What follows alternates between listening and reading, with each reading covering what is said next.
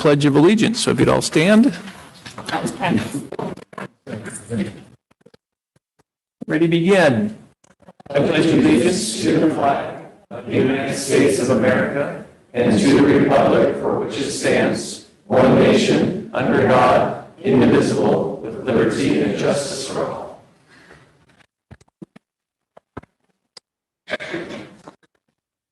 All right, thank you. We'll go to our second item on our agenda, communications and presentations. Superintendent Cole, do we have any written communications? We do not. Okay.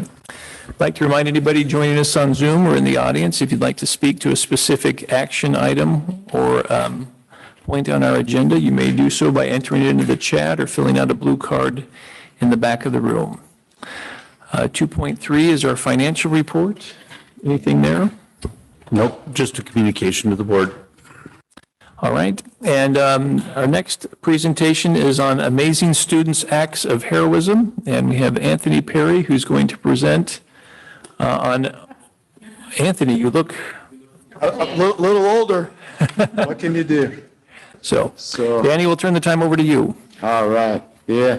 Well, this is fun for me because I've gotten to present to the board about students for about the last 9 years, and they've all been expulsions. So this is my first. Hey, this is really cool.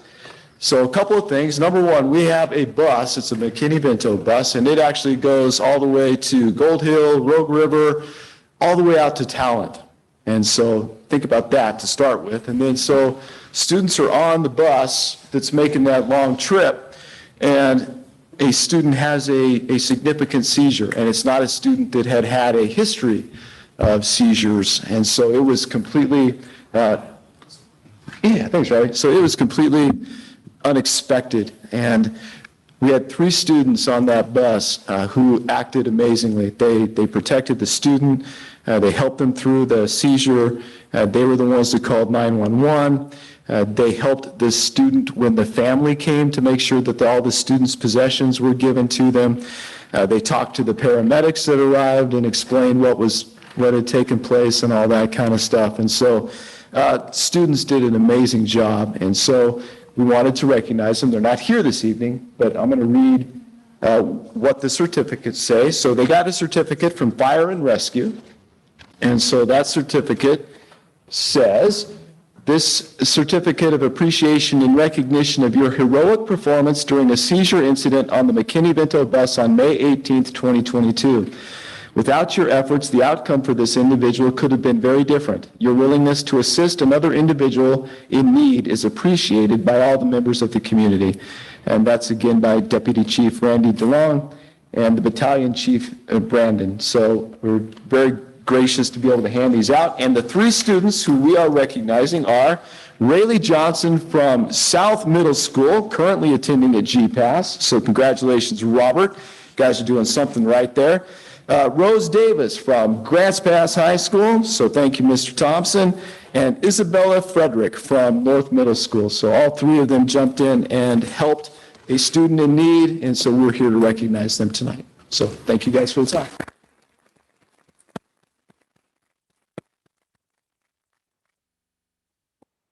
Great, thank you for sharing that.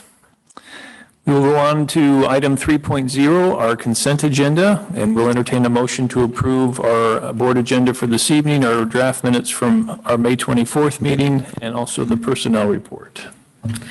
Member Wilkins, so moved. Member Cleveland, second. All right, it's been moved and seconded. Any further discussion? All in favor, please say yes. Yes. Yes. Any opposed? Thank you, the motion carries. 4.0, our reports, end of year principals reports. So it looks like we're going to go in alphabetical order.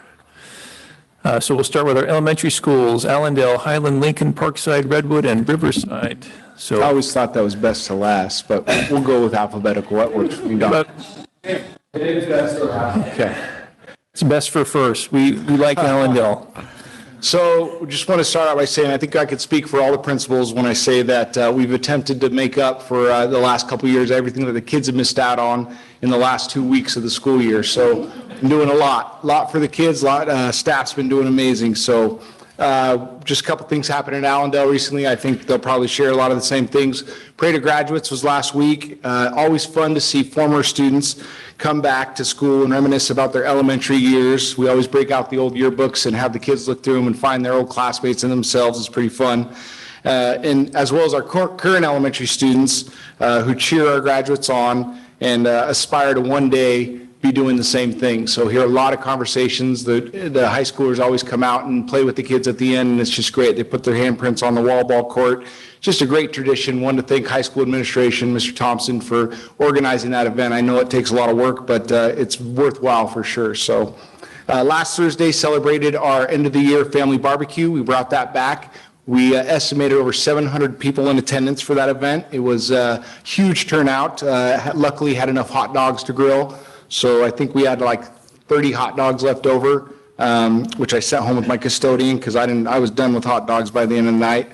But a lot of laughter, a lot of smiles, just a great feeling to bring our community back together again after a couple years. This week, yesterday, we had our annual play day, and despite it being a little on the chilly side, still had teachers as well as myself in the dunk tank for a couple hours, so hypothermia slowly set in throughout the night. My apologies to the parents for sending 400 students home soaking wet, but as a disclaimer, I did send a parent square out the week before to let them know, hey, send a towel, send a change of clothes, and I'd say about 10% of the parents listened to that. So a lot of wet students on the bus, but no complaints, so that's good. At least I don't think the DO got any complaints about that. That's later on in the meeting. We have them all listed. That's coming up. Tomorrow, have our moving on ceremony, celebrate our fifth graders. We're going to do our second year outdoors. It was such a great, we kind of were forced to do it outside last year, but it was such a great positive event outside, so we're going to continue that tradition. So invite you guys to come out. It'll be at 8:10, 8:15 sharp, right as soon as kids kind of get settled into their seats. We're going to get them outside and start that. And then looking at next year, our staff have already been having conversations and planning about how to get students back at Allendale, make sure they're in attendance, and to continue to close the academic gap, as well as providing that social emotional support that so many of our students need. We've already formed committees, and the plan is to hit the ground running when teachers return for in-service week. So looking forward to a great year next year, but this has been a solid, positive end of the year, and can't thank you guys enough. Thank everybody else enough, the Allendale community enough for all they've done to make it happen. So that's Allendale.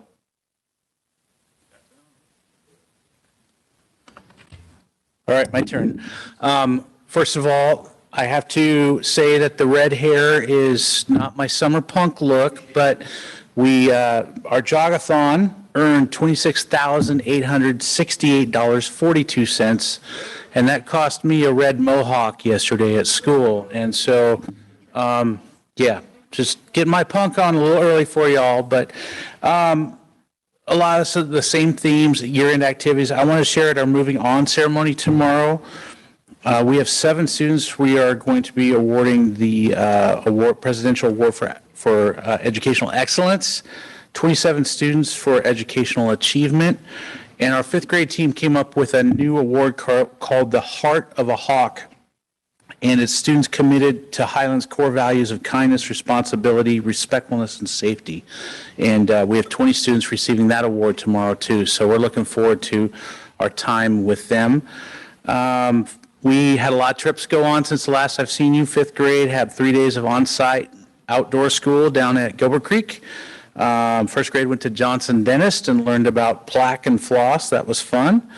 4th grade did a trip to Science Works. Our 3rd grade did an AR party to Kids Zone. So things are starting to feel like they should. Like Jake said, the end of the year, we're trying to really make up for a couple of lost years, or what it feels like.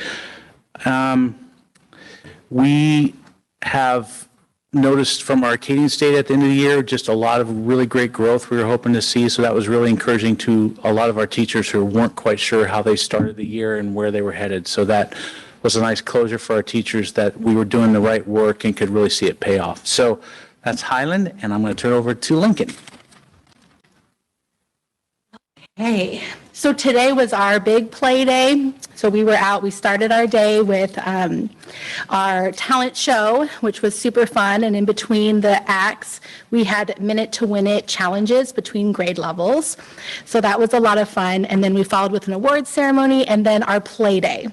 So part of one of the things one of our first grade teachers does, Lori Stoffel, is the Heroes in the Classroom. And so she partners with Chief Rick Vetter, who's a fireman, I think, out towards Cave Junction area. And so he came with the fire truck today, so that was a fun end of play day for our kids.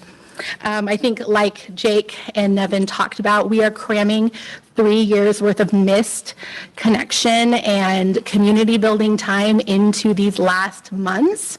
And so we have had field trips, right? 4th grade did Table Rock with Tish McFadden.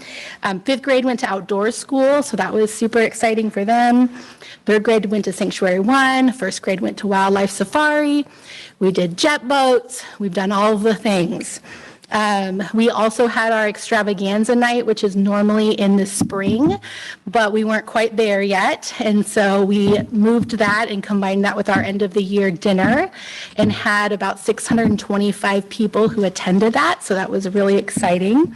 The grad walk was a great event as well. We had 52 graduates that came back to Lincoln. So that was really exciting for everyone. We are wrapping up tomorrow with our 5th grade graduation and promotion as well, and really starting to look towards that planning forward for next year, keeping up the work with Positive Discipline, and then we are taking a team to the Avid Summer Institute. So that'll be really exciting too, to start to trickle some of that down into the elementary schools. So it's a little bit of Lincoln. And next we'll go to... All right. Hard go to the middle because they've taken all the things that we've all been doing, but anyway... one thing we did this year, which was kind of fun to get back to, was our variety show. It's amazing to me to see some of those students that get up in front, and they're the quietest kids in the hallway, the calmest, and they just really, they just open up. And having that opportunity, I think, to get out there and show a different side, it's just great. I just have this one little girl, Emma Kofed, that comes to my mind. I've had her there, her whole family there, and she's a 4th grader now. She went up there in front of the whole staff, and the students wrote her own materials, did this comedy act, and it was just so impressive to see what we're able to do. So just having those little tiny moments for those kids, I thought that was something I wanted to share with you. Thank you to the district and Nate and those guys. We have our gym floor that got refinished first time, so they went in and totally resanded it, repainted it. Us and Redwood, and there's 2 other schools.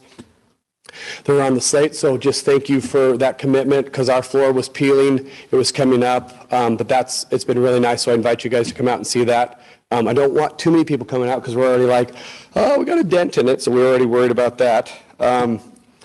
3 new staff members at Parkside. We have a new Title I teacher, a new librarian, and a new music teacher. So we just finished today hiring for those 3 positions. So those were some pretty important pieces that we've been working on for the last few weeks.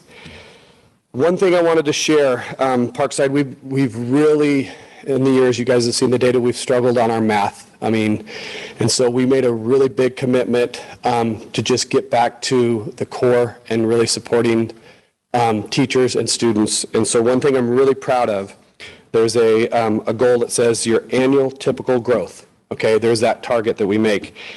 And every grade, so annual typical growth, we want 100% of our kids there, right? That's the goal. Well, every one of our grade levels was over 100% on average. They had over 100% of typical growth in this school year. Our school average 119%.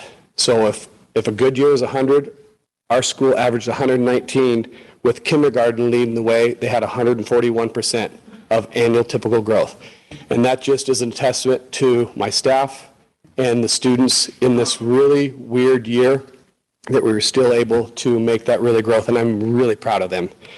And then, like I said, for us, we had our spring and winter nights come together. We did our fun night where we combined the barbecue. We served over 600 people and that's the most I've ever had in 11 years. So people are really excited, sounds like, every one of the schools to get back into the schools. It's been really great to see families. I mean, at field day today, families I haven't seen out there just helping and supporting. It felt really good to get back to what we've been doing. So that's what's been going on at Parkside. Thank you.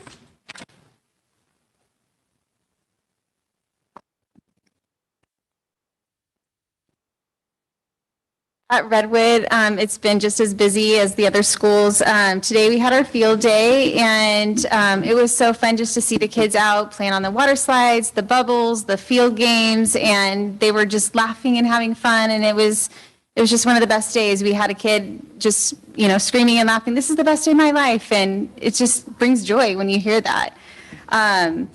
Yesterday was our talent show, and just like Rob was saying, just seeing the kids having confidence, being up on stage and showing the talents that you just didn't even know that they had. Lots of field trips over the last month. Kindergarten going to the fire station, the food bank. First grade went to Wildlife Images. Fifth grade went to outdoor school. That was really cool. I went up there to see them, and it was so neat to see them interacting with each other in ways that you've never seen. Jet boats, Lake Selmac.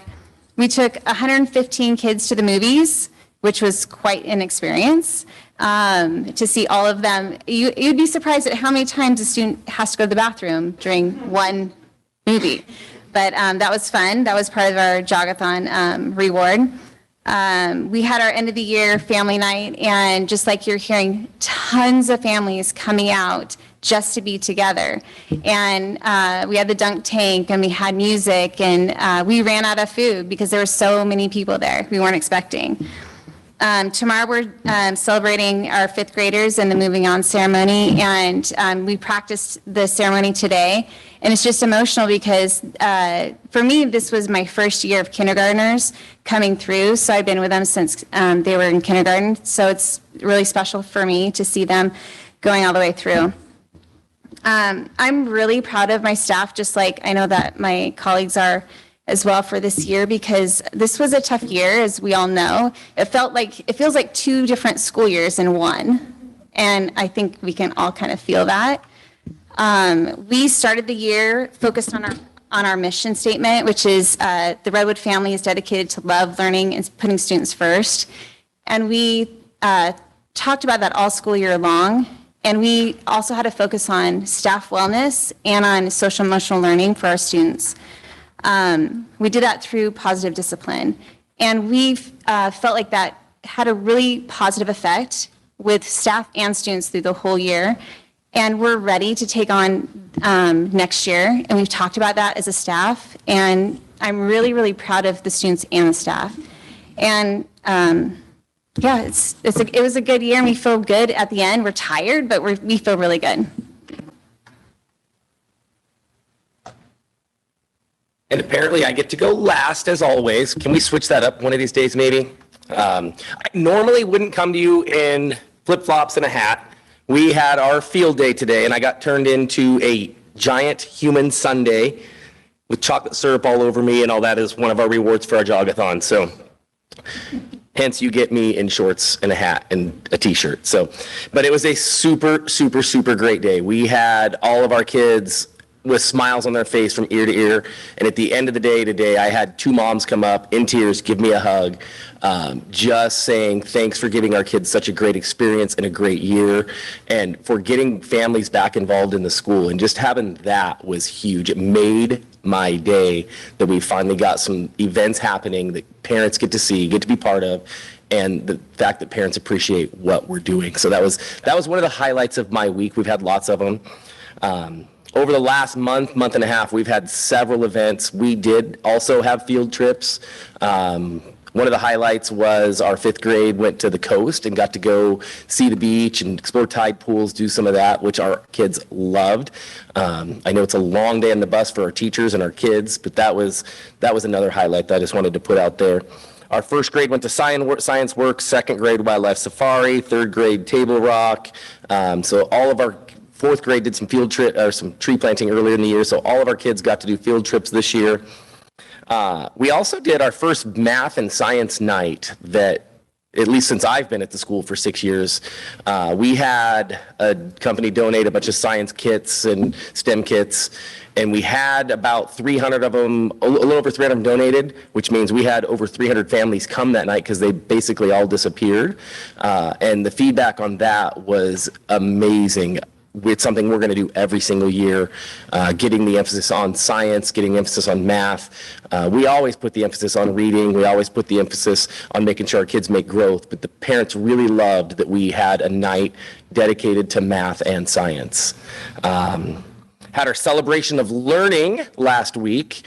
We ordered 1,000 hot dogs, had 300 left, which means we cooked about 700 hot dogs, fed about 700 kids. Super fun night. Got to celebrate. All the kids had portfolios in the classroom of their work they've done throughout the year. Got to show off some of their art, and we got to have families in the building and feed them and listen to our band and strings. Kids perform, which is the first time we've got to do that in a while. And then I wanted to highlight a little bit, we also had our variety show. So that was the first time we've got to do that in person in 3 years. It had, I think, 12 acts. I was especially proud of a 4th grader that played the Harry Potter theme song. Might have been my own child, I don't know. Might be why I'm proud of him. But then I wanted to highlight a little bit of our data. Trish sent out some attendance data this last week, maybe 2 weeks ago, and I got a chance to look at that. And last year, it's called the chronic non-attenders. So our kids that are showing up and not being chronic. We went from 67% to not chronically absent to 76. So almost a 10% gain in 1 year, which was huge. Prior to COVID, we hit about 82, so I wanted to get us back there. But I was pretty proud of that 10% growth over 1 year, getting kids in. Also at Riverside, we really focus on growth from K through 5, and they're our kids. Every teacher is responsible for them as they go through. And then I looked at 5th grade tentative, pulled up the tentative data in the state assessment system. And as of right now, for English language arts and math, we are above the state average. And then I looked at science, we are well above the state average in science, in all of that tentative. It's not official yet, but I was super proud of that data, just because as we've gone through the last several years to see our kids continue to make some of that growth, really proud of our teachers K-5 to continue to put in that effort and make all that happen. I want to thank, once again, Grants Pass High School and Ryan Thompson, because our Grants Pass High School sent leadership kids over several times this year just to be lunch buddies.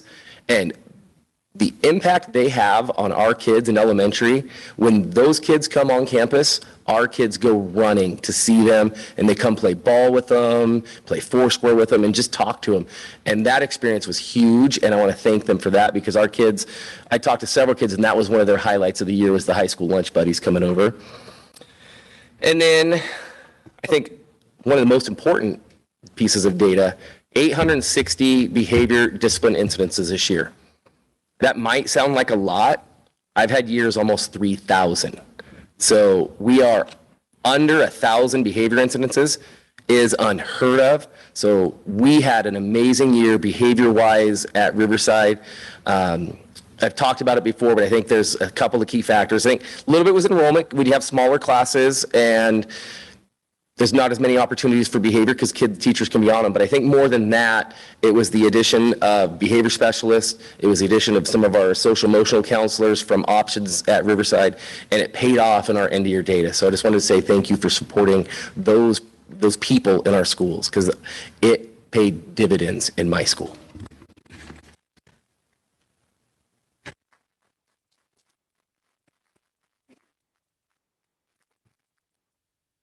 Well, I know I speak for the board, but I want to just thank each of you for what you're doing. It has been a hard last couple of years. We have felt that on the board, and it is rewarding to hear that things are getting back to normal. So thank you. You've inspired me to not be so downtrodden. But it really is, that's what it's all about, is getting the kids back and helping them have a good experience. And we're grateful that that's happening. So thank you very much for your efforts. And now we'll go to North and South. Thank you for the opportunity. You're going to probably hear much of the same. We're going to highlight some events, and we feel very fortunate to end the year on such a positive note with a reoccurrence of so many of those activities that most of us remember when we were going to school. It's not often that you remember what you did in your 5th period math class, but you remember the talent shows and the play days and the field trips. So I'm going to highlight some of those. I too am in play day attire. I was almost in flip-flops and my swimsuit on the way over here, but was able to change just in time to get over here to look a little bit presentable. We did have our play day today. Some of the activities that we had available for the kids were the dunk tank, face painting, petting zoo, games, movies, bounce house, wheel of fortune, picture booth, ice cream, popsicles. And that was for our 6th and 7th graders who had a really tremendous time in the afternoon today. In the AM this morning, our 7th graders went around for their last opportunity to see their teachers on an AM schedule. Our 6th graders were at the movies, and the 8th graders were over for their all-day event at the Family Fun Center, one of the things that they really look forward to. Tomorrow, we will have our moving on ceremony. This is the first time that we'll have a normal moving on ceremony since our current junior class here was an 8th grade crew, and so we are looking forward to that. 6th graders don't come on the last day because they start one day earlier, and I'll touch on that in just a second. But our 7th graders will enjoy a trip to the bowling alley tomorrow while we are doing our moving on ceremony. The events that we've done in the last 2 weeks, we've had 2 different music concerts, choir and orchestra. We too had a talent show that had 18 acts that performed in an evening event for the family and community, and then the following day at an assembly in front of their peers. And that's pretty impressive for a group of kids to get out in front of 600 of their peers and perform and be vulnerable like that. So that was really impressive. We had our 8th grade dance last week, so that was the first time we've done that in a number of years, and that went off without a hitch. We have a couple events that are really, really important to us, which is our 5th grade visits and tours and parent night. It is a challenge for kids to transition from elementary where they're primarily with one teacher. Some of the schools do some rotations, but you transition to middle school and now you're experiencing 7 different teachers. That's a transition for kids. It's also a transition for the parents. And so we invite the kids to come on campus for a tour. 2 of the schools we gave a bigger presentation at our school, and 2 of the schools I went out into the schools and did those in their environments. And so that helps kids get a better understanding of what middle school is going to be like and the people they're going to be interacting with. And then we had our 5th grade parent night last week where families were able to come on campus, meet administration and counselors, and have 3 sessions of important information. That we will follow that with a new student orientation the week of in-service week. So our 6th graders can find out their classes, their schedule, who their teachers are, practice that locker, all those things that give students a little bit of anxiety. And then our first day of school is always a 6th grade only day to give them one more opportunity to feel comfortable before the rest of the kids come on campus. A couple different principals in the elementary school mentioned testing information, and I'm going to share a little bit of that because I'm pretty proud of it. We shared out with our whole staff last week the success that we're seeing with our iReady math and with our reading inventory. And the success I'm talking about is the growth. Not every kid is going to be at benchmark, but the number of kids that were showing growth was pretty tremendous. And then I'll follow that up with some similar information that Robbie shared from Riverside, that not all data is in for state testing yet, but we tested all 3 levels, all 3 grade levels for math and language arts, and then 8th grade science. Our 6th grade ELA is right at the state average, but every other testing grade and subject we are above the state average. And I'm going to highlight our 7th grade language arts and 8th grade language arts. So this is not the number of kids who showed growth, but it's the number of kids that were proficient, and we were at 7th grade level, 17 percentage points higher than the state average, and at the 8th grade level, 16 percentage points higher than the state average. And we celebrated as a staff because it is a whole staff effort. We don't view that success in language arts because of our language arts teachers. It's because of what we do in all of our subjects to see the success that we do. So really proud of our kids and proud of the staff that works with the kids to help them get those scores in a really busy time. And kids are done and ready to be over, and yet they still performed very admirably, and we were really, really proud of them. So that's a little bit from North, and we'll turn it over to Robert, who's dressed a little nicer than I am today.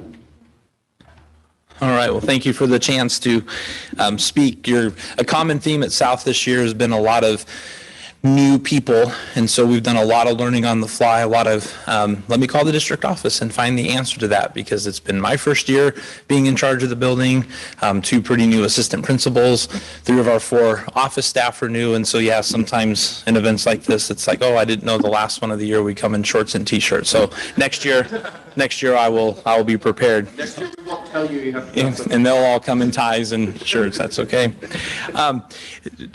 Many of the same things that you've already heard about at the other schools at this point at South as well. Wanted to highlight our music programs. They had their festivals this spring, a number of concerts in person at the PAC or at the South Middle School gym. One of the things that was neat talking to our choir teacher after their festival was he highlighted how well one of the groups did, and their scores were really good, but then he highlighted his younger group of students, 7th grade group, said, I've never had an orchestra or a choir perform so well at festival, and in fact, I've never walked out of there with scores like this. And so we thought, he was excited, and it was neat to see his excitement for the work that the kids had put in and then their performance. So to hear that the kids were performing well at those events where they then get judged, and it's a reflection of what they've learned and the skills that they've achieved, that was really cool. Many of you know I'm a track person, and so I want to celebrate our track team a little bit with you tonight. We had 147 athletes come out and finish the season in track, which is unheard of at South. Usually if we get up near 100, we're feeling pretty good. So to have 147 kids out speaks volumes of the excitement that coaching staff has and the recruiting that they did to get kids out. And I think it also is another reminder of how hungry families and students are for these types of activities. In the past, during good years, to get 100 kids out was great, but now coming off COVID, we had 147 kids. And this year we had 11 school records that were broken. We recognize those in our award assembly. That's part of the reason for the tie today. We got to recognize those 11 students with their record boards, and then they'll go up in our gym. So that was outstanding to have 11 school records broken. In particular, Andrew Jensen broke school and conference record in the 100-meter hurdles. He set the school record in the 200-meter hurdles and was the state leader in that event for his age group. And he also broke the long jump record, which was like in the top 2 or 3 of all middle schools this year. So Andrew had an outstanding year. Our 7th grade boys won the district championship this year. We got to host that here at the high school, so that was exciting to see them win that championship kind of on their home turf. And then both our 6th grade teams did really well. The girls won the 6th grade championship this year in the conference, and the boys took 2nd. So we think we've got some great track years ahead of us, and as a track guy, I couldn't be more excited to see that happen. I have some old notes here thinking I was going to speak at a past meeting, and I got bumped off the agenda. And so I'm kind of going off some old stuff here, but we had our dodgeball tournament back in May. It's kind of been an annual event at South, but we haven't got to do it the last couple of years. We had 14 or 15 teams sign up. They get to pick their own unique, silly names that I had to then, as the announcer, read over and over, which got giggles and laughs all night. But that was a fun event to see kids out throwing balls at each other and being athletic. We had our book fair a couple weeks ago. Trojan Follies for the first time in 2 years, a big tradition at South. We were thankful to have that back, kind of like the others have described, to see kids get up in front of their peers 600 students that they have to perform in front of takes a lot of bravery and courage, and many of the students were kids that you had no idea had the talent that was on display. I was a little nervous going into that assembly because the night before we had the performance for parents, and it was a little loud, and I thought at times people weren't showing the proper etiquette during the performance, so I really was concerned what's it going to be like going in the next day when it's just the students. But when the performances were going, you could hear a pin drop. We had a couple of a cappella acts, so there was no music. It was just the kids singing, and it was just dead silent in the gym. So compliment to our students on their great behavior and the respect that they showed for their fellow students. We had our annual until the last couple of years, but our annual color run was back. We were able to get the kids cleaned up enough that they didn't destroy the buses too much on the way home, and we'll be sending some donuts over to transportation as a thank you for putting up with our activities. Tomorrow's our moving on ceremony. I'm really excited for that. We've rehearsed a couple times now in the last 2 days, and I think the kids have the process down. We have the names all ready to read, and so we're feeling good and excited to have that tomorrow morning.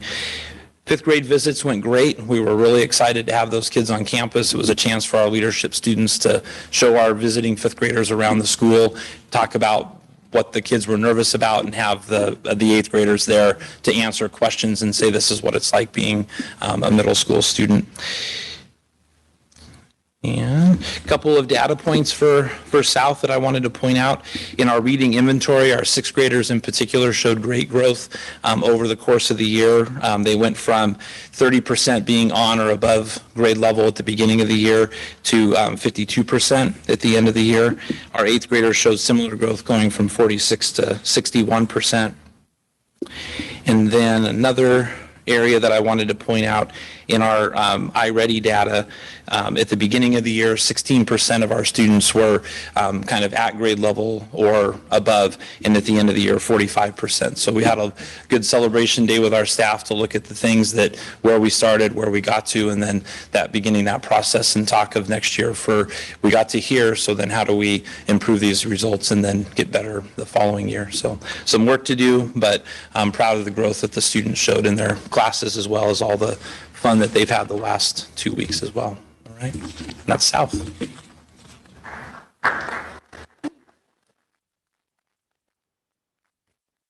All right, we'll go to our high schools. So GP Flex, Gladiola, and Grants Pass. I was dressed for field day up until about 4:30, even though today we didn't have a field day. That was yesterday.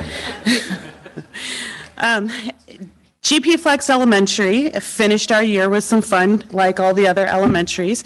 After completing our state and local assessments, we took our K through 5 students to ScienceWorks Hands-On Museum, and something occurred to me when I received a phone call from a mother. Her son had had a little bit of difficulty during our last in-person opportunity, and so he required a chaperone, and she called and asked if he could please ride the bus, because he was a first grader and had never ridden the school bus before.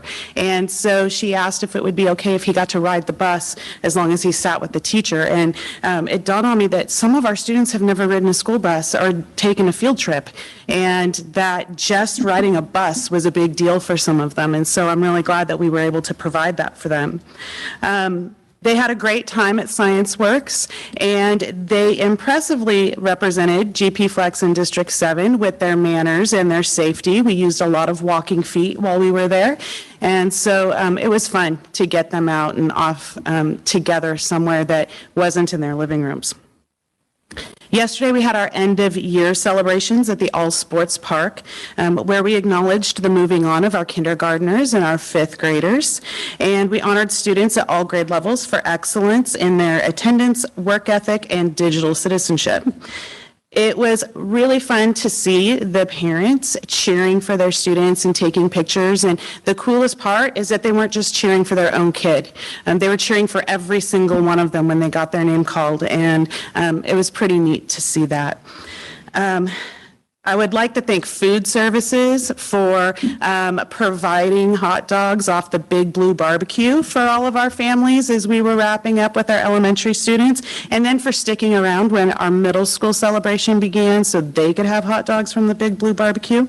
Sorry to any of you that tried to rent it yesterday. We had a gathering for our middle schoolers yesterday afternoon so we can acknowledge the moving on of our 8th graders and again acknowledge attendance and digital citizenship. In regard to our middle school and high school students, as you know, the majority of them take most, if not all, of their classes online. And in going through some of our grade reporting today, I discovered that our middle schoolers have completed 878 classes online this year, which is a lot.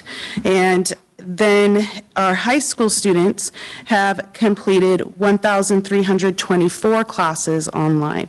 So in GP Flex this year, we have 2,202 classes marked as complete that our students have worked their way through. Last Friday, we had our first ever GP Flex high school graduation.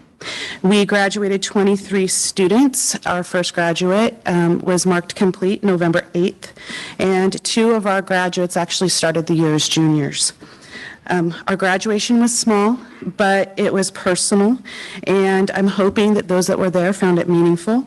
I want to extend my gratitude to the staff and administrators, as well as members Richardson and Wilkins for being in attendance, and for Superintendent Kolb for agreeing to say a few words to our graduates.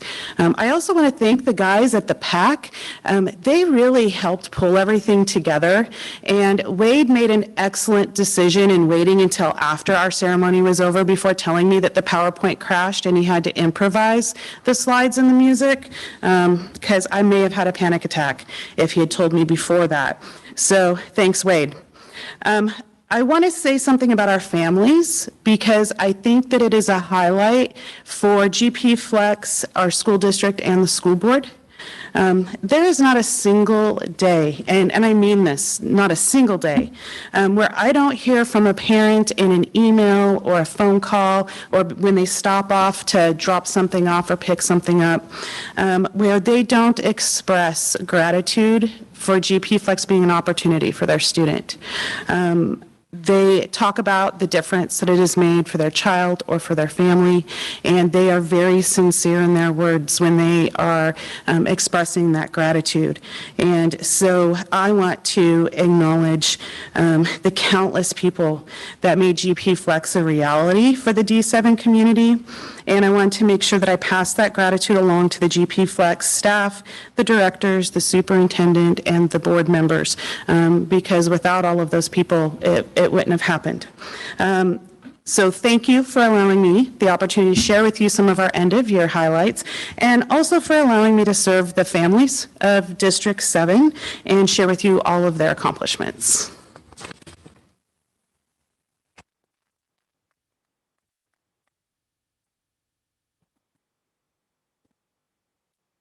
Okay, Gladiola. Where do I start with Gladiola? We have had an amazingly hectic but overall amazingly successful year. I'll start with our kind of end-all be-all most inspiring data point. Looking back at the last 5 or 6 years, an average year of graduates was in the mid-20s at Gladiola, graduating 25-ish students. COVID year 2020, it got up to 29, and we had 53 graduates this year. So we almost, I'd say, doubled the traditional average of Gladiola in 1 year, which is amazing. It's a testament to the hard work of the staff and the community there. We had, many of you attended graduation. We had 300 chairs and we're short. Reached out to Principal Henderson next door at Riverside. He shared 100 chairs, so we had 400, and I think we had 100 people standing still. So we had a huge celebration, and it was a lot of fun. And so that was kind of the cherry on top of our just, it was a beautiful year. We were able to collectively increase overall period attendance, increase supports for students coming out of distance learning, engage students that had been disengaged the last couple of years, get them attending and making progress and moving forward. We were able to connect more kids with mental health supports and options counseling. I believe we're over 20 on students that we were able to engage with options and get started with them for mental health supports. A lot of them were kind of out of in-person for 2 years, not all of them in great situations. So coming out they trusted our staff and shared some things with them, and we were able to get them mental health supports, and that was really needed. We had lower behaviors, suspensions and expulsions as compared to previous years, and we were able to better define the referral process to be more targeted and successful on who's coming over to Gladiola. A few weeks ago, we were successful in meeting the final panel review for accreditation, earning our recommendation from the accreditation team to the final review to become our own school. So we went through accreditation this year. We were also able to work collaboratively as a team to plan and roll out a school-wide social emotional program, the Gladiola Way, which I've shared with the board before, which has resulted in more student engagement and achievement and led to some amazingly strong Youth Truth Survey results. We were able to get our important Riverside student internship program going again after a little COVID hiatus the last few years. This resulted in 2 of those students finding employment in District 7 as EAs as Riverside. We now let them in the staff break room because they're fellow D7 employees and they get a kick out of that. We also started a new relationship with 71.5 this year to provide opportunities for our students to learn about welding, woodworking, HVAC, engine repair, and bodywork, some kind of pre-apprenticeship programs there. For next year, looking at our data and our survey results, room for growth, we're already laying the groundwork for CTE, vocational education, work experience, job shadowing opportunities. We threw our hat in the ring for a state grant to partner with RCC. This was last week. Actually, they just turned it in today to support our GED grads being able to take some free classes at RCC, coupled with an RCC mentor that's going to help them register there and help them through the first 2 classes to make sure they stay engaged. Then they're able to stick with RCC and hopefully end up with a certificate or skills to be able to have solid employment down the road. We also recently met with WorkSource about how to leverage some of their resources to engage our students with potentially family supporting wages and careers once they graduate as well. So that's the direction for Gladiola next year. Keep our foundation of supporting kids, creating a safe, welcoming environment, and then creating some opportunity and hope for them and try to pave the pathway so they've got next steps after they graduate with us. Thank you.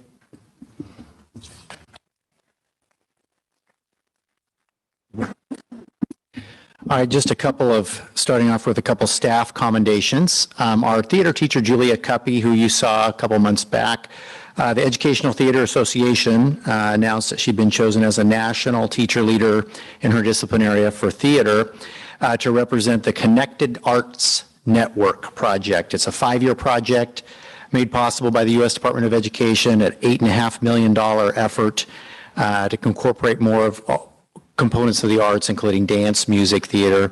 And so congratulations to her. She'll get to serve with that board and give input. Another letter of commendation for Ursula Nash, our German teacher. She's had several before that have been part of the board minutes. That's based on the outstanding results her German students, her 2nd, 3rd, and 4th year German students have had on the National German exam that Portland State University helps oversee. So among the best, some of the best results in Oregon. So congratulations to Ursula. At our athletic awards banquet, there were 33 students that competed in 2 varsity sports and maintained a 3.75 cumulative GPA during their 2 seasons.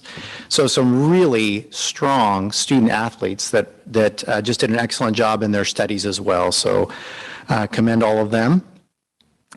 Obviously graduation last week.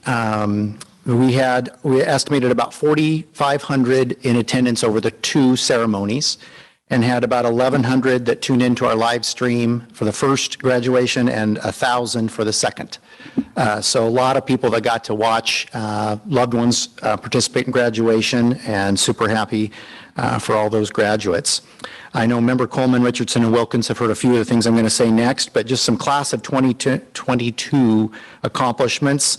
They earned nearly $2 million in scholarship money, about $600,000 in Josephine County, the foundation here that awarded, and then about a $1.4 million addition in other scholarships outside of this area. 8 seniors that you saw one of the last board meetings that earned the seal of biliteracy. Chamber orchestra that placed in the top 5 in the state. That's their highest rating in over 20 years. Our wind ensemble had their highest finish ever And we know our band director actually had a father who used to be a band director here, so that's pretty reliable source of information. And then, of course, marching band that finished champions of the NWAPA for the whole Northwest. In career and technical ed, we had 4 state champions, Taya Boersma in baking, Justin Blake, Gabe Calabro, and Nick Solar in different fields of welding. We had one student, Pooja Patel, who finished with 91 college credits. She was the leader. Athletically, conference championships in boys swimming, girls track, and the girls track team happened to set a conference record for the most points scored in a conference meet. Also district champions in boys golf and girls golf. And then our wrestling team finished second in the state as an all-academic team, the second highest GPA in the state of Oregon for our wrestling team.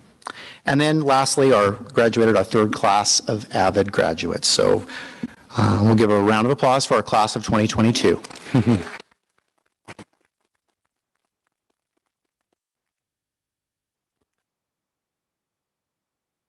Well, thank you for those excellent reports. I don't know if the board would like to say anything to our principals. Sorry, must work. Thank you for expecting excellence and getting it. But I wish to thank each of you very much. Thank you for your hard work, your dedication, for your excellence, for taking care of our community and our children. I know each of the board members, and especially many families out there, are very grateful for what you do. So thank you very much.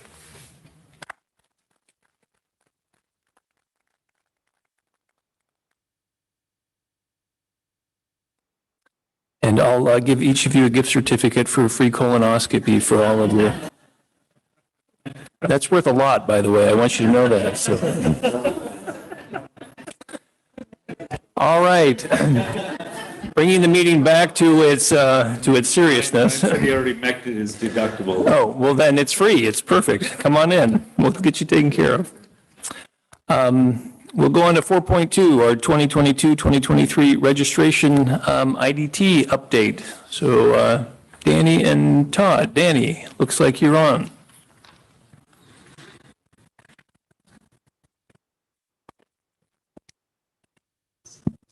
Thanks, Dr. Nelson. I want to echo what you said. Thank you, principals. You guys have been tremendous, not only this year, but for the last whole bunch of years. But appreciate everything you've done, especially during these times. I guess all I could think about was we are GP and we're back. So thank you. Great job with the end of the year activities. Pretty exciting. Speaking of being back, we're going to give this a shot. Gary, you're going to go, wow, how the heck did he get that? But we're going to try. So I think the answer is 276. So what in the heck is the question? The question is, how many approximately, quote, new students do we think we might be having come our way? And so I'll try to show you maybe how we got to that number. So the screen up above, right there. So green in the middle, halfway down, you see total number of new students that have registered so far for middle school are 39. So you look at the blue, the middle square on the blue, new students who have registered at Grants Pass High School, that number is 50. I wish you could go to the yellow and say, holy cow, we've got 303 students that have registered that are new in the elementary school. But most of those are kindergartners. If you take out the kindergartners, that's 53 students in grades 1 through 5 who are new. So that's about 142 new students. Tanya is super thorough, so she did some checking in terms of spot checking some of those registrations to see if those students had ever been in District 7 before, and they had not. So they are legitimately new students coming into District 7. So that's 142. And then Tato, if you do the next slide, the IDT ones maybe. There it is. Okay. So we have so far, we have received 119 applications for IDTs. I'm not going to count all those, only because we don't actually have any open slots in the 11th and 12th grade, so that'll be a discussion between Director Evans and Superintendent Sweeney when they come about how we deal with those particular issues. And I also didn't count the kindergarten students into that mix, and I'll explain that a little bit later. So if you take those out, it's about 86 so far new transfers students that we anticipate taking into the district. We gain about 2 or 3 registrations on a daily basis, so that will go up between now and August, but right now that number is 86. And then finally, if you compare our enrollment numbers from October of this year to May of this year, we have a bit of an anomaly. If you were to look at our elementary numbers typically, they don't fluctuate very much from October to May. They stay pretty steady. The years I looked at, it looks like there's a variance of 5 or 6 students. This year, that variance is about 75 students that we have increased from October to May of this year. GP Flex saw a little bit of a decrease because some of the GP Flex students went to brick and mortar.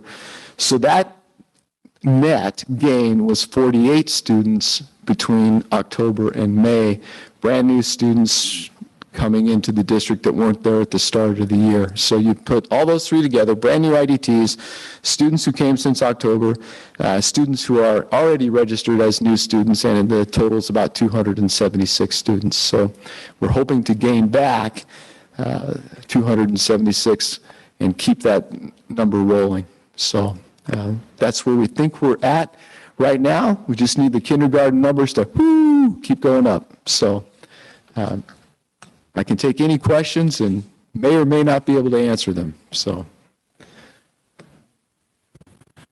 Any questions? I have a question. You said you were going to explain why you were taking the kindergarten number out.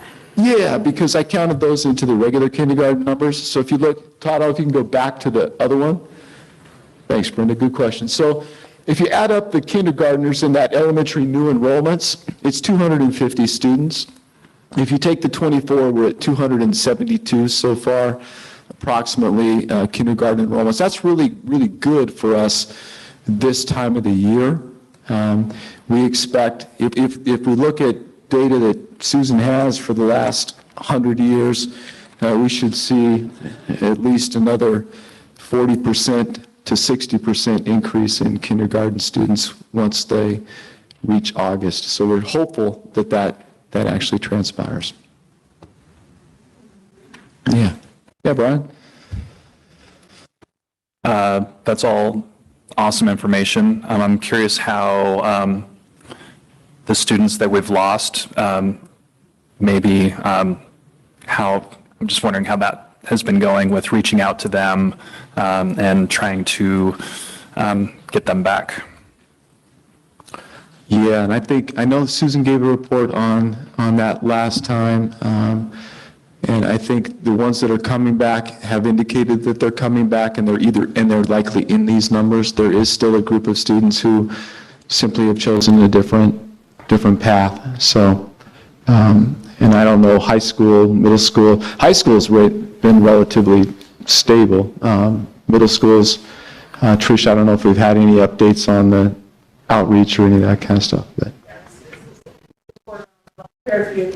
yeah. So we were down 500 students, is that right? So we're getting potentially at least half back? Yeah, we hope so. It looks promising.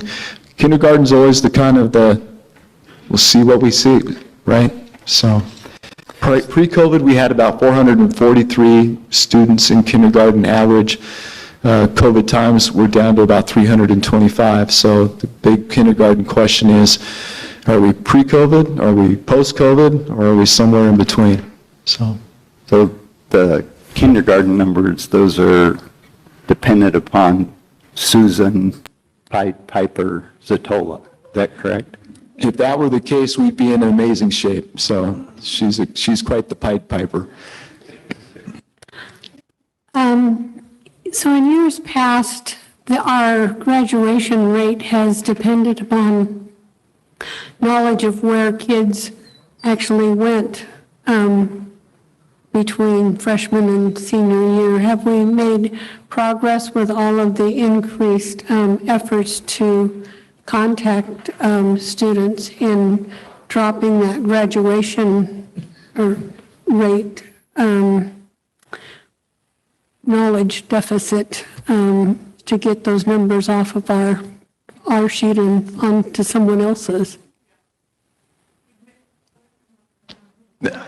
Yeah, probably because we're live.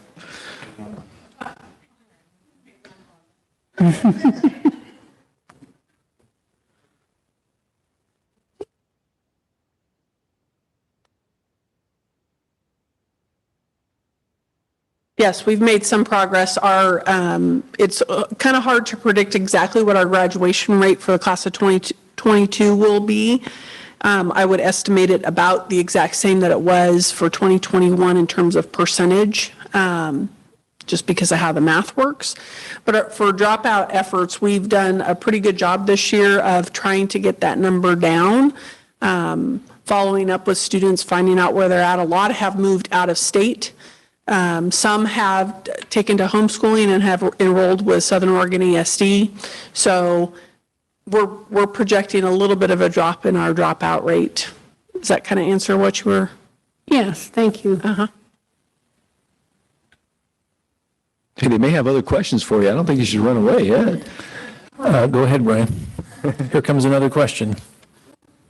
I think you're good on this one, Trish. You're good. But I'm just wondering, we had our budget meetings last month with the consideration that we were down 500 and some students, and now we're only down half that. So I know that we're going to be approving our budget at our next meeting, and the numbers are, from what it sounds like, drastically improved from when we went through the budget originally. So is there going to be potentially some sort of discussion or adjustment to take those new numbers into account? I don't anticipate that that's going to take place. And I wouldn't recommend it. Sherry's not here to speak to it, but I'm guessing that she would say the same thing, that when you look at those things, the numbers too, we're assuming that all of the students who were there go ahead and register. And you can see district-wise, we're about a 60% registration rate right now. Would not feel real comfortable to adjust the budget by half of that student, the 500 students, until we actually see the whites of the eyes of the students in August. So I'd be real shocked if Sherry said differently than that. So I would too. With regards to the IDTs, did we essentially accept everyone that applied, or were there some that did not get accepted?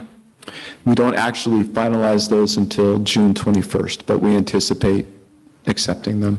The only ones we wouldn't accept, Brian, is if there's an expulsion on the record. So. Okay, so we still have capacity to bring in more before those are approved? Yes, and even after they're approved, as long as there are still slots available, we can accept students on a first-come, first-served basis. And that happens every year. Thank you. All right, thank you, Danny.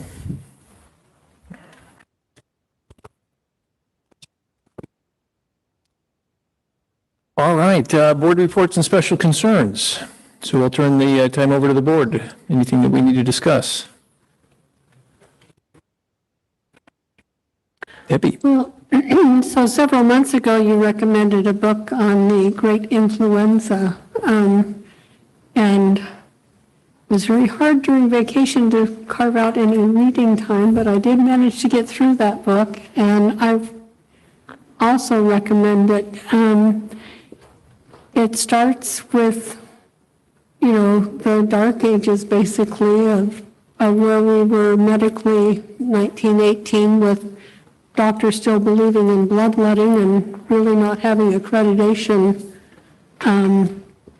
training for medical doctors, and no funds for research, and Rockefeller stepping in and filling that gap and making the progress for vaccines and prevention and healing of of their patients possible. And it also gave me a deeper appreciation for how government did not listen to what was really going on at that critical junction during that pandemic, and made it a lot more easy for me to understand why government took the steps they did this time around to try and prevent the tragedies that happened the last time. So it was very illuminating for me, and I highly recommend it. Thank you, Debbie. And we hope you had a great trip, even though you were reading the whole time, apparently. Anything else from the board?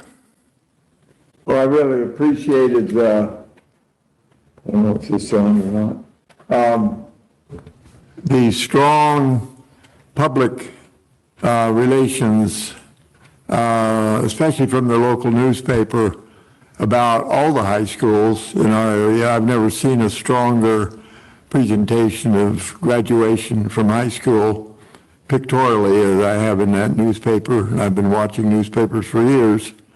There's something special about this class. I know I could say that every year, but there is so much excellence in this class that it overcomes any shortcomings or shortfallings, in my opinion. I think that we led out there with 18 valedictorians, a couple salutatorians.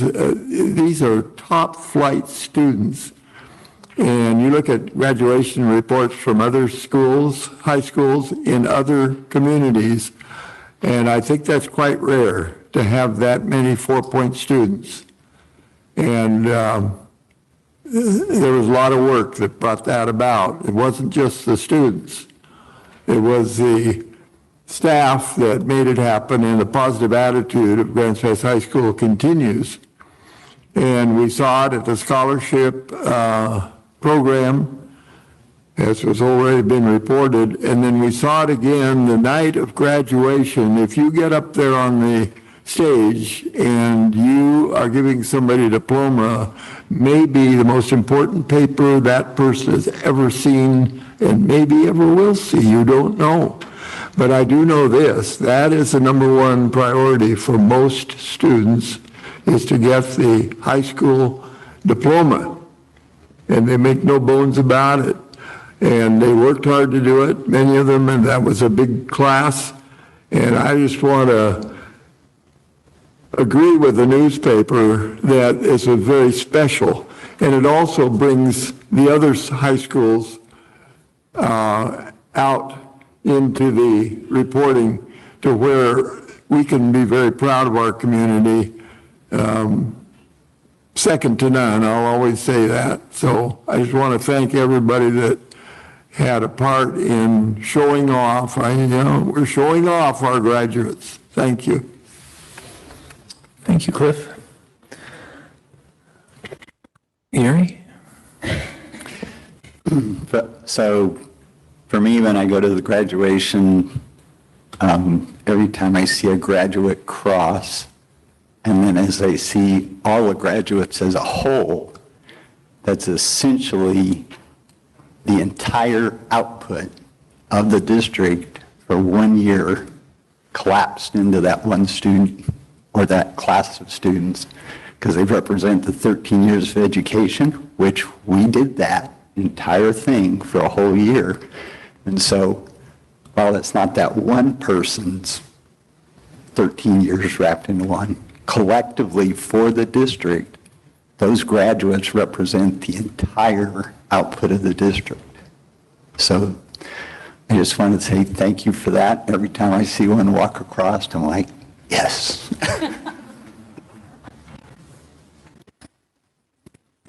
All right, we will go to 6.0, our superintendent's report. So, Kirk. Sure, well, I get to introduce Principal Thompson, who gets to introduce somebody we'd like to give a warm welcome to Grants Pass School District. Thank you, Superintendent Kolb. We were very, very pleased to find a candidate of the quality of Hector Santiago. Hector has been a Grants Pass resident for about 20 years and just realized he was bleeding the wrong color of blue. He thought it was South Medford, but it was caveman blue this whole time. So Hector spent a lot of time with us today just as he's starting to acclimate here to Grants Pass High School. He started off with a 16-year career in the United States Army, serving in Germany and Japan and Texas and California, both as an Army musician and also in some other capacities as well. He then worked for Charles Schwab in San Francisco for about 9 years, and then really wanted to pursue his dream of becoming an educator. And so he went back to school to become an educator and has served all 16 years at South Medford High School. He first began as a science instructor and then moved on to language arts. He's also been their leadership teacher and advisor the last 6 years, and also has been the Multicultural Club advisor, the Native American Student Unit advisor, site council chair, and he was also lead teacher at the Discovery School there, a smaller school, and just basically anything the school needed him to do, he would step up to do, whether it was an instructional leadership role or what have you. Some of his recommendations include kid connector, consummate professional, challenges everyone to do their professional best. He loves people and they know it. My favorite quote from Hector in his interview was, "If structure is right, then the soul takes flight," which is great for a discipline role. So just want to welcome Hector to Grants Pass School District.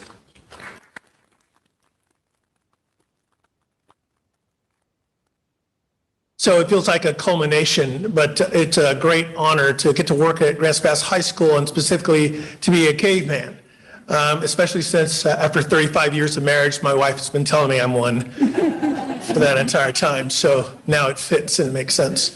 This community I've been looking at for 20 years. I retired from the military with my wife, who I met in the military, and we came to this community, and there's nothing not to love.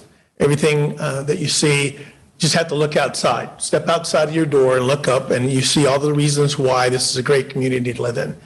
I spent a lot of time giving all of my energy to another community, which I would gladly do again. But I appreciate the opportunity to come home, so to speak, and spend as much time here in the community and giving to students, giving to the faculty, and certainly just the people of Grants Pass who have a lot of the expectations of the educators and the people who they send their kids to every single day. I look forward to working with Ryan and the team. I got to meet a lot of people today. I don't remember half the names, but at least takes a week in a normal classroom setting, and that's 150 names, 180 names. So I'm pretty sure I'll get everybody's name, but I appreciate the opportunity, and I'm absolutely glad to be here in the school district. Welcome.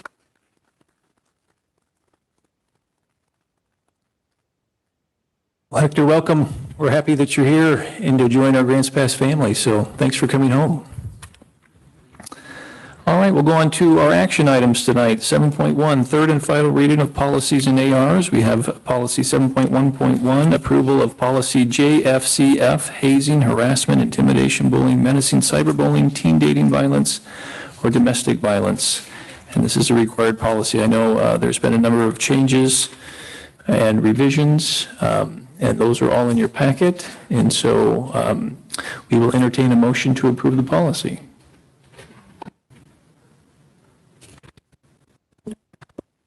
So, Chair Nelson, there's actually a couple last-minute edits that didn't come out quite right, and so we need to adjust those, so we can either do that now and approve this or postpone it one more time. Well, would you like to discuss what those changes are? Sure. The section where it said when notification is provided, the notification must occur, and it had two options. And which paragraph are you on? This is under notification to parents or guardians. And it's the second set of numbered items 1 and 2. So did say within a reasonable period of time, or 2, promptly for acts that cause physical harm to the students. And when I read through the testimony up at the state for when they were passing the bill, they were a little fuzzy on the timelines, and they recommended putting some actual timelines in the policy instead of, it wasn't in the ORS that way. And so I badly communicated those to Tanya. So as it currently reads, you can't really tell the difference between 1 and 2. So the first one could be within a reasonable period of, within the 5 business days. I need to switch to the current version.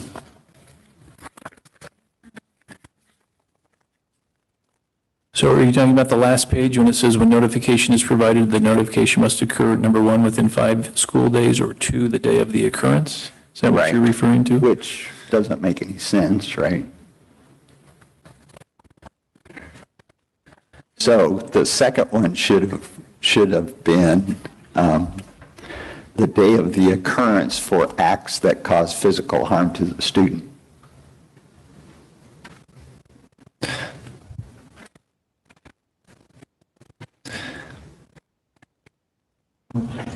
Yeah. Okay. I think we can add that. Okay. Would there be any concerns? I mean, I think it's just spelling out in greater clarity what they were saying it before, right? That if there's an act of physical harm to the student, it should be reported the day of that occurrence. Right. Right, and it doesn't have that language at the end of the sentence. I think that's just what is implied, but we can certainly put that in. I don't think it changes anything. Right. So, but I also thought it would be good for administration to give us their input about if those were reasonable timelines, because I just sort of made those up. So I would say in practice, that is what we do. If a student is harmed physically and during the school day, parents are and families are immediately contacted and notified. So I think that is very reasonable language to amend now and pass this policy.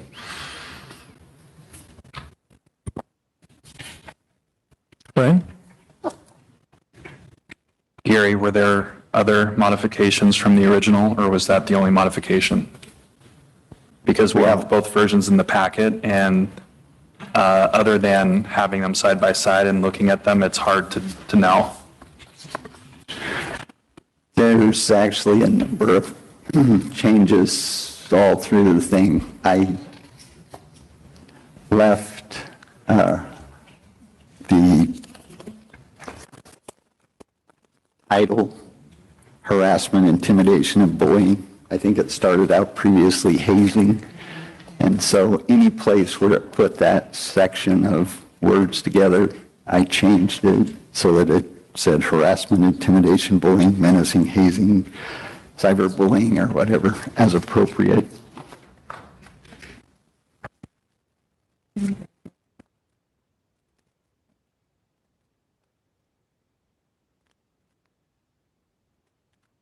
If we have, a policy committee in the future, which it sounds like we might be looking at, might be nice to have like a summary of edits so we can easily see what they are. Sure. So I did read the law that triggered OSBA to revise this policy, and essentially the testimony up in Salem related to a student that was bullied, and the parents didn't find out about it, and then the student committed suicide. And so this was the legislature's reaction to that, to make sure that every school district had a policy to inform the parents. So. Has administration reviewed Gary's revisions, and what is the opinion? Yes, we have reviewed the opinions and found these to be pretty much how we practice currently. It just adds a little bit more detail. The law essentially required us to input that additional detail in Carrie's proposals. I'm in complete support of. Okay, thanks.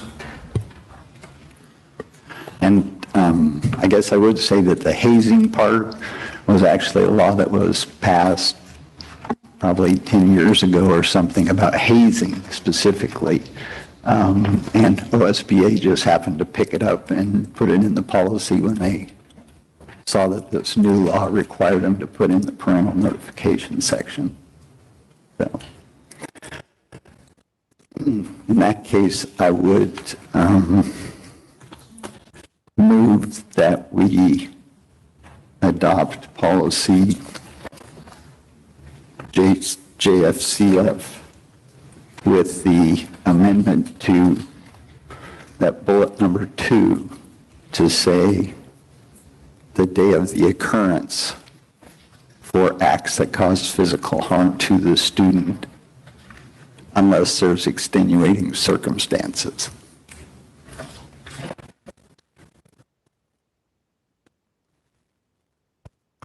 Member Wilkins, second. Okay, it's been moved and seconded. Any further discussion? Brian? I mean, this is splitting hairs at this point, but one of the changes was the original, in a few places, said building administration shall notify, and I believe you modified it to say that the building principal shall notify. That's one of the changes that...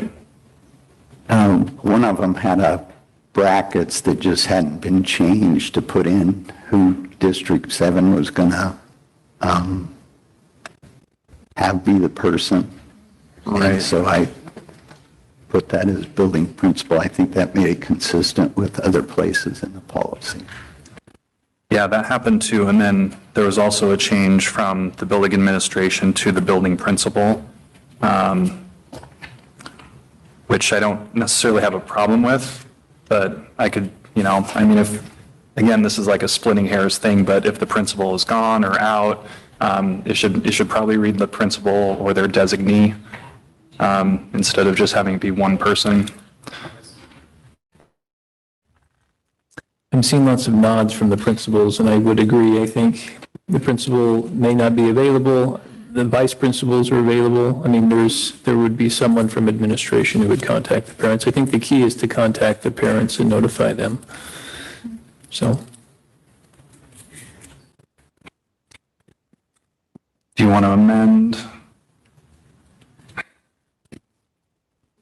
Well, actually, I think technically from a military standpoint, the principal, when the actual physical principal is absent, somebody else fulfills that role. And as someone who has been nitpicking all of the policies in the past, I would just say that when you put something down that says the building principal shall, and we don't designate someone else, you are leaving yourself open. I think that is the problems with getting too granular with some of these policies. So I'm fine to do it that way, Gary, but I do think, you have pointed out in the past that we do have to be careful about what we put into policy. So I would just encourage you to think about that for the sake of the principals. Yes, I think it makes common sense that if the principal is not available, the vice principal would do it, but we have written it that the principal will do X, Y, and Z, so. my change was only to change the bracketed part. I don't think I changed the language anywhere else. So that just made it consistent. If we want to not have it be the building principal or say building principal and their designee, I'm fine with that. Okay. Okay. So what you need to do is move to amend. Okay, I move to amend examples in the policy where it has been revised from the building administration to the building principal, which staff's going to have to go through and find those because there's more than one. We can either change it. I'll just amend it to say the building principal or their designee. Second.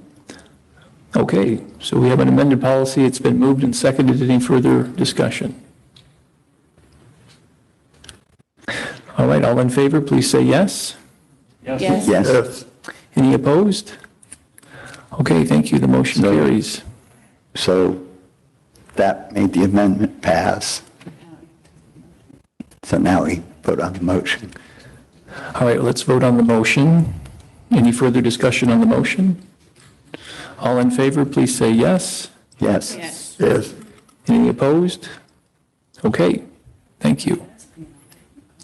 Did you get all that, Tanya? Okay. All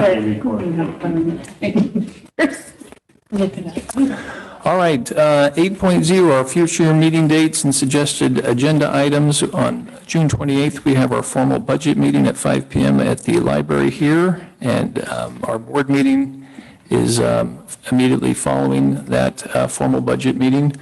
I will not be here that day, so I would like to ask Vice Chair Wilkins if she'd be willing to conduct. I will try to jump in on Zoom, but I will not physically be here for that. And then our next scheduled board meeting will be July 12th, and then we'll go to that point as Superintendent Sweeney may have some thoughts about future meetings, which he can discuss with us when he comes. So if nothing else, we will adjourn our general session. Thank you all very much for coming. We appreciate your hard work and dedication to our students and staff. And have a great evening, and we will open up our executive session here in just 5 minutes. So.